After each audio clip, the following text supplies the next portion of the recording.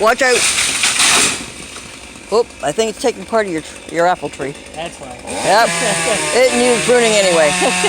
It's the Granny Smith one. I'm not big on that one. Yeah. Well, actually, that one is not just Granny Smith. It's supposed to have 5 different kinds of. Oh, it's one of those. Yeah. Oh. Because Shirley put it in there, right? Yeah. She bought it and asked me, did I want a tree? And I said, not really.